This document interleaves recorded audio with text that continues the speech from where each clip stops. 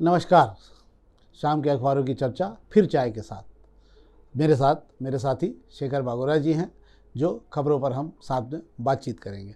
पर इन सब के पहले आज हम आपसे क्षमा चाहते हैं, क्योंकि कल हमारे तमाम प्रयास के बाद में भी हम इस कार्यक्रम को तकनीकी गड़बड़ी के कारण नहीं बना पाए। तो हम हमारे तमाम दर्शकों, व्यूअर्स और सब्सक्राइबरों से माफ़ी मांगते हैं। उनको हमारे कारण दिक्कत हुई। आपका प्यार इसमें निरंतर मिल रहा है और इसकी लोकप्रियता लगातार बढ़ रही है।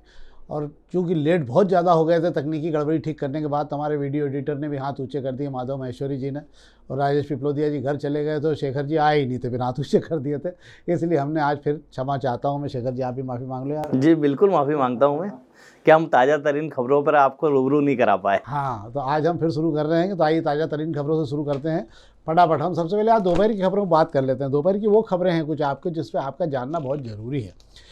पहले पेज की कुछ खबरों पर बात कर लेता हूं मैं कि आज बैंक की जो है मौद्रिक नीति की बैठक समाप्त हो गई और बैंकों की जो है आज जो ब्याज दरें कम होने का अनुमान था वो ख़त्म हो गया। बल्कि बैंकों को राहत देते हुए रिजर्व बैंक ने सीआरआर में कमी की। सीआरआर का मतलब ये होता है कि जो बैंकों का जमा आपका रहता है रिजर्व बैंक में, उसको थोड़ा सा कम कर दिया। उससे एक फ़ायदा ये हुआ कि बैंकों को करीब करीब 1.25 लाख करोड़ रुपये अतिरिक्त तरलता के मिल गए। इसका कारण ये है कि बहुत तेज़ी से बैंकों में डूबत का पैसा बढ़ रहा है। बहुत तेज़ी से बैंक कर्ज उठा रही हैं अपनी बैंक चलाने के लिए। क्यों?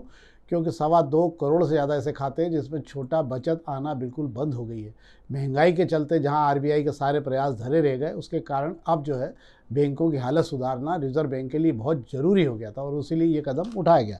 एक खबर पर और मैं आपको बता देता हूँ जो सबसे बड़ी और आपके जानने योग्य खबर है कि पेट्रोल डीजल पर 5 साल में आपकी जेबों से 36 लाख करोड़ रुपया जो है वो जा चुका है। 36 लाख करोड़ रुपये की संपन्नता आपकी जेब से खत्म हो गई इन 5 सालों के अंदर केवल। जबकि आपको आश्चर्य होगा कि कच्चे तेल की कीमतें उतनी हैं जितनी 2014 के लगभग बनी हुई थी। यानी आप ये समझ लीजिए कि तेल कंपनियों का खजाना तो खूब भरा है। इतना भरा है तेल कंपनियों का खजाना कि 15 रुपये लीटर तक कमा रही कंपनियाँ, पर सरकार कहीं पर भी आपको छूट देने के लिए तैयार नहीं है। ये बड़े आश्चर्य की बात है। क्यों? क्योंकि तेल कंपनियों को लगने लगा और सरकार को कि इन सब चीज़ों से, महंगाई से आम आदमी का कोई लेना देना नहीं है। इसी कारण ये हो रहा है कि जो टैक्स पहले 12 लाख करोड़ रुपए के लगभग जाता था वो बढ़ के 36 लाख करोड़ रुपए पहुंच गया है। और उसका परिणाम आपको दिख रहा है कि आपके खजाने खाली होने और आपकी संपन्नता कम हो रही है। 2 नंबर पेज पे खबर है, शेखर जी, MR5 पे 400 से अधिक मकान टूटेंगे। 15 दिन के अंदर नफ्ती करके उसको वापस नए सिरे से नोटिस जारी करें।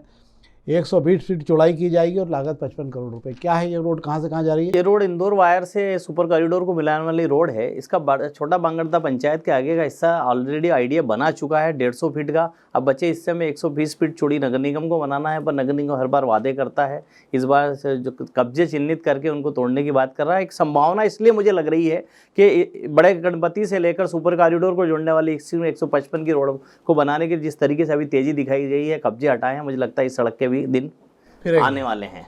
हाँ, जैसा कौन सी कथा में कहते हैं, जैसे उनके दिन फिरे ऐसे इनके भी दिन फिरे। और मैं एक लाइन में आपको दूसरी खबरें बता देता हूँ। अब निजी कंपनियां जो हैं उनके सहारे हरियाली बढ़ाई जाएगी शहर में। और इसके अलावा चाइनीज़ मांझे के उपयोग को अब जेल हो जाएगी अगर आप पाया गया कहीं पे भी।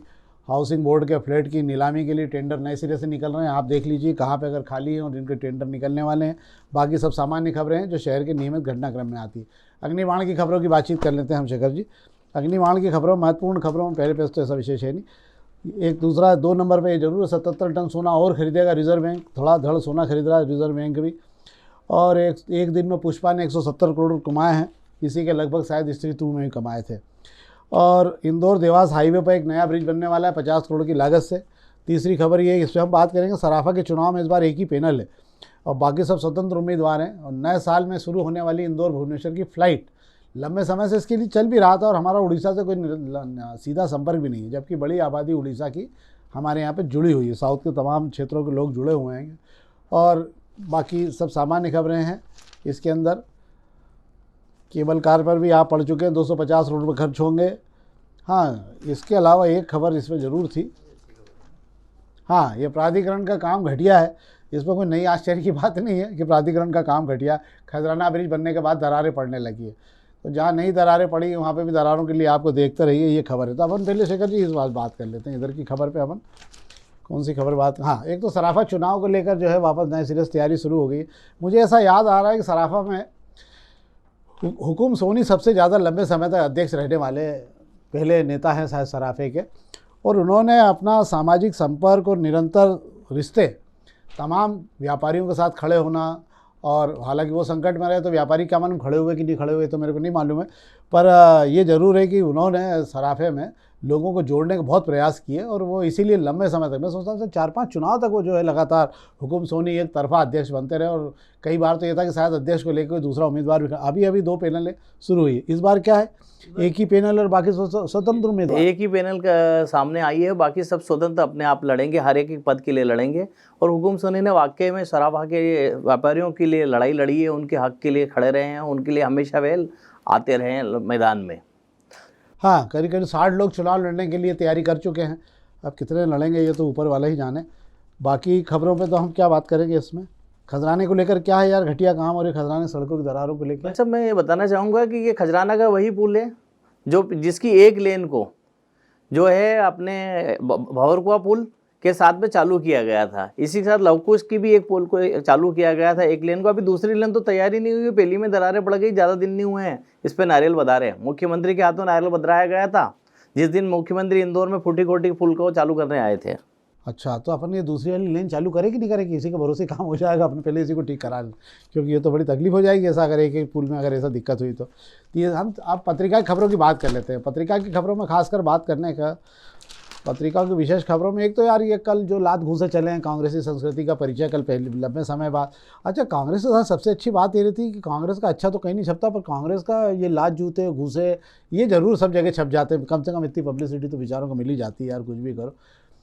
एक और खबर इसमें ज़रूर, इस शहर के ग्रीन बेल्ट पर कुछ ज़मीन पर हो रहे हैं नए निर्माण, पर इसमें हालांकि मैं ये मानता हूँ कि जब सरकार खुद ही स्कूल बना के ग्रीन बेल्ट का अपने बिल्डिंग स्कूल बना रही है और तमाम जगह खुद जब ग्रीन बेल्ट पे अपने नक्शे पास बिना नक्शा पास किए काम कर रही है, तो दूसरों के बारे में क्या बोला जा सकता है। और तो बाकी खबरों में तो कुछ ऐसा विशेष है नहीं।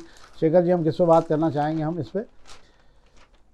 इस पर बात करना चाहेंगे ये ग्रीन बेल्ट को लेकर, क्या है इसका। ग्रीन बेल्ट की ज़मीन पर लेकर सरकार ने जब जब ज़रूरत पड़ी अपने हिसाब से उसका यूज़ बदला हैगा। अभी भी एक संभावना जताई जा रही थी ग्रीन बेल्ट की जो जगह है सरकार के उपयोग आ सकती है, वहाँ पर वे इमारतें बनाएंगे और ताकि शहर की ज़रूरतों को वो पूरी कर सकें। एक ऐसी योजना लाए हैं और मुझे लगता है कैबिनेट में मंजूरी के बाद इसी तरीके की ज़मीनों पर अमल भी हो जाता है। इसका उदाहरण आहिरखेड़ में बनी वो इमारतें हैं जो ग्रीन बेल्ट की ज़मीन थी, जिस पर दिग्विजय सरकार में अमेंडमेंट कराकर वहाँ पर इमारतें बनाई गई। हाँ, अभी हाल खजराना के वाले जो चौराहा है उसके पास बहुत लंबी चौड़ी ग्रीन बेल्ट की ज़मीन थी, उसमें पूरा स्कूल बना दिया और वो ग्रीन बेल्ट पूरा खत्म हो गया। जबकि यूँ हम ग्रीन बेल्ट की ज़मीनें ढूंढते रहते हैं। हम प्रभात किरण की खबरों पर बात कर लेते हैं 2 मिनट में। प्रभात किरण की खबरों के अंदर जो है, एक तो रिंग रोड लसूड़िया और MR11 को जोड़ने वाली एक मंजूर सड़क मंजूर हो गई। मतलब ये भी एक बड़ी उपलब्धि है, सड़क मंजूर होना भी बहुत बड़ी बात रहती है। और दूसरी खबर इसमें हम पहले तो इसी पे बात कर लेते हैं शेखर जी, ग्रीन बेल्ट वाली ज़मीन पे जो है क्या है ये जो रोड बनने वाली है अपने देवास नाका से लेकर बॉम्बे हॉस्पिटल के बीच की जो सर्विस रोड है, उस सर्विस रोड से एक रोड बाईपास के और लसूड़िया की तरफ मिलाती है। जो सकड़ी रोड है, उस सकड़ी रोड को चौड़ी बनाकर एक को नई सड़क देने की कवायद पर मंजूरी कल आईडिया की बोर्ड बैठक में मिली है। अच्छा, इसका हश्र भी वही MR12 जैसे ही है क्या, कि ये भी बहुत तेजी से काम चलेगा यहाँ और बहुत तेजी से? ये तो जिस दिन आईडिया के अफसर नारियल बधार कर कोई घोषणा करेंगे कि बहुत तेजी से हम कितने दिन में बना देंगे, तब भी ऐसी बातें होगी और ऐसी खबरें छपेगी और जो हमको पढ़ने को आपको मिलेगी। हम आपको यही बता दें कि बहुत सारी जगहों पे जो है इंदौर का नगर निगम प्रशासन ये घड़ी लगा देते हैं कि इतने दिनों में हो जाएगा। यहाँ अगर घड़ी लगाई जाए तो मेरे को लगता है घड़ी की घड़ी हो जाएगी, पर सड़कें नहीं बन पाएगी बेचारी। ये तो चाहिए। ये तो थी हमारी आज की सब महत्वपूर्ण खबरें जिससे हमने आपको अवगत कराया। अब हम कुछ राजनीतिक चर्चा कर लेते हैं। राजनीतिक चर्चा में आज कोई मामला तो ऐसा है नहीं, पर सबसे बड़ा मामला कांग्रेस का ही है।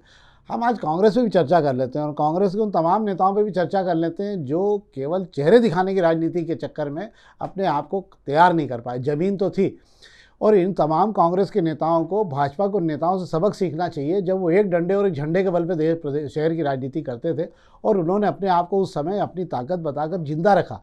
पर ये सुविधा भोगी जितने भी कांग्रेसी नेता हो गए हैं, जो सुविधा के अनुसार अपने आप को, ये खुद की ज़मीन नहीं बनाते, ये कांग्रेस की ज़मीन पर राजनीति कर रहे हैं। और उसी का परिणाम ये हो रहा है कि कांग्रेस से धीरे धीरे लोगों के समझ में आ गया कि इसमें से एक भी नेता ऐसा नहीं है जिसका खुद का अपना बोर्ड हो। ये सब कांग्रेस के केडर बोर्ड पर राजनीति कर रहे हैं और उसी का परिणाम ये हो रहा है कि जो 5-25 लोग आपस में लात ठूंसे मार रहे हैं एक दूसरे को, वो केवल खुद के लिए हैं। अगर उनसे कह दो कि राजवाड़े से एक रैली निकाल दो 200 लोगों की, तो उनमें क्षमता नहीं कि 200 लोगों की रैली निकाल पाएँ। तो ऐसे लोग जब कांग्रेस की राजनीति में सामने आएंगे, मतलब कांग्रेस की राजनीति में आधे से ज़्यादा नेता स्वयंभू हैं जो खुद के लिए राजनीति कर रहे हैं, बाकी दिन भर व्यापार करेंगे और केवल तमगा लेकर घूमते हैं, और पूरी कांग्रेस को कोलैप्स करने का काम इन्हीं मुट्ठी भर नेताओं ने किया है। तो हम ये आज बात करना चाहते हैं, शेखर जी का आज बैठक रही है शायद शाम को, क्या कल भी जो लात जूते चले हैं आपस में, एक दूसरे को ठूंसे मारे जाएंगे, ये कोई पहली बार नहीं हो रहा है, इसके पहले भी सब होता रहा है, एयरपोर्ट पे भी झगड़ा हुआ है, यहाँ पे भी सब जगह होता रहता है। क्या है कांग्रेस, कहाँ जा रही है ये? भाई साहब मेरे को एक चीज समझ कांग्रेस में ये आज तक नहीं आ पा रही है कि कांग्रेस के ना छोटे समझने को तैयार है ना बड़े समझने को तैयार है। युवक कांग्रेस के राष्ट्रीय अध्यक्ष आते हैं तो उनकी जवां बॉडी जो होती है वो आपस में कुश्ती लड़ती है, वहां पर एक दूसरे पे मारपीट करती है। एयरपोर्ट पर आप बात करते हैं, गांधी दफ्तर की बात करते हैं, राष्ट्रीय सचिव आए हैं, वो जो संगठन की मजबूती की बात करने आए थे उन्हीं के सामने संगठन की पोल खुल गई कि, और यहाँ तो सारे बड़े नेता थे। मैं बात करूँ 2 नंबर की बैठक में जिस तरीके से हंगामा हुआ चिंटू चौक से, मुझे लगता है एक समझू नेता है, पर जब वो गुस्से में आ जाते हैं, उग्र हो जाते हैं, तब मुझे ऐसा लगता है कि कहावत है ना, जब गुस्सा आपके कंट्रोल में नहीं रहता है तो आपसे गलतियां हो जाती है। मुझे लगता है चिंटू से भी वो गलती हो गई है। ठीक है, जो कार्यकर्ता उनके खिलाफ उंगली उठा रहा था वो सोशल मीडिया पर उनके खिलाफ बयानबाजी करता है, ऐसा नहीं है कि वो एक दिन की बात है, ये चिंगारी बहुत दिन से जल रही थी, कल विस्फोट का रूप ले लिया। कुछ प्रायोजित तरीके से कुछ लोग आते हैं, चिंटू को उत्साही करते हैं और एक बड़ा घटनाक्रम को अंजाम दे देते, जबकि राष्ट्रीय सचिव बैठे हुए हैं वहाँ पे। पर चिंटू को, मुझे ऐसा लगता है चिंटू जैसे नेता को उस समय रुकने की जरूरत थी। नहीं, चिंटू को मैं ऐसा लगता है चिंटू चौक से कोई परिपक्वता की बहुत ज़रूरत है। क्यों? क्योंकि जब तक आप में अपने बारे में सुनने की आदत नहीं होगी, जब तक आप में आगे बढ़ने की आदत नहीं होगी, तमाम वो नेता जिन लोगों में धैर्य से अपने बारे में सुनने की आदत आई है वही नेता आगे बढ़ पाएँ, और जिन लोगों ने अपने आप को हिटलरशाही बना दी है संगठन के अंदर, वो सब खत्म होते चले गए। और इसीलिए उन तमाम नेताओं को ये समझना चाहिए जो भाजपा की राजनीति से अगर सीखना चाहते हैं, तो कि जब संगठन की बैठक होती है तो कितना भी विरोध हो, मंच पर विरोध सुनने की आदत होती है। किसी की इतनी हिम्मत नहीं होती है कि मंच के खिलाफ खड़ा होकर बोलने लग जाए, और मंच की भी इतनी हिम्मत नहीं होती कि उसकी आवाज़ को बंद कर दे। कांग्रेस को बहुत कुछ सीखने की ज़रूरत है। मुझे लगता है 1-2 चुनाव और हार जाएगी कांग्रेस तो ज़्यादा बेहतर तरीके से काम कर पाएगी कांग्रेस, क्योंकि कांग्रेस में जो ज़मीनी कार्यकर्ता है वो तो बहुत मायूस हो चुका है। इनके झगड़ों के कारण, इनके झमेलों के कारण अब कांग्रेस के अंदर खड़े होने की संभावना मुझे अगले 5-7 साल कतई नहीं दिखती। आपको लगता है खड़ी होगी? आप कह रहे हैं कि कांग्रेस 1-2 चुनाव और हार जाएगी। कांग्रेस 1-2 चुनाव अगर इसी तरह हालत रही और हार गई तो उसके बाद कांग्रेस का कोई नाम लेने वाला नहीं बचेगा। हाँ, ये बात भी सही है कि हालांकि अभी भी कांग्रेस का नाम लेवा कोई बचा है क्या? मेरे को तो लगता नहीं कि जो कोई बचा। नाम ले रहे तो बचे हैं, झंडे जब भी जूतम पेजार कर रहे हैं, ये बताने की कोशिश कर रहे हैं कि हमसे कांग्रेस है। हाँ, ये बात भी सही है। चलिए, भगवान करे अच्छा है। मैं तो हम प्रार्थना करेंगे कि इन्हीं से कांग्रेस रहे, और जितनी भी कांग्रेस दिखती रहे वो कम से कम इन्हीं के सौजन्य से दिखती रहे, ताकि भविष्य में कांग्रेस को लेकर ये संभावनाएं जो किसी ज़माने में व्यक्त की जाती थी वो ना हो, कि कांग्रेस, और आज फिर कह रहे हैं हम कि कांग्रेस को भाजपा के उन गर्दिश के दिनों में नेताओं से सीखना चाहिए जो अपने दम पर राजनीति करते थे। और आज हर भाजपा का नेता जो है अपने दम पर वोटों को जोड़ने की कोशिश करता है, और इसीलिए भाजपा का खुद का वोट बैंक इतना मजबूत है कि संगठन का वोट तो बाद में मिलता है, उसका व्यक्तिगत वोट उसके पास होता है। कांग्रेस के किसी नेता के पास उसका व्यक्तिगत वोट नहीं है, और इसीलिए बुरी तरह हारते हैं सारे लोग। ये तो थी राजनीतिक खबर आज की हमारी, और इसी के साथ एक बार फिर बहुत बहुत धन्यवाद। कृपया करके फिर मैं आपसे राय करूँ, आप लोगों का सहयोग मिल रहा है, बहुत सारे कार्यक्रम लोग पसंद कर रहे हैं, हम और बेहतर तरीके से बनाना चाहते हैं। अधिक से अधिक लाइक करिए और अधिक से अधिक इस कार्यक्रम को लोगों अपने मित्रों तक पहुंचाइए, तो हम और बेहतर तरीके से इस कार्यक्रम को प्रस्तुत कर सकें। बहुत बहुत धन्यवाद।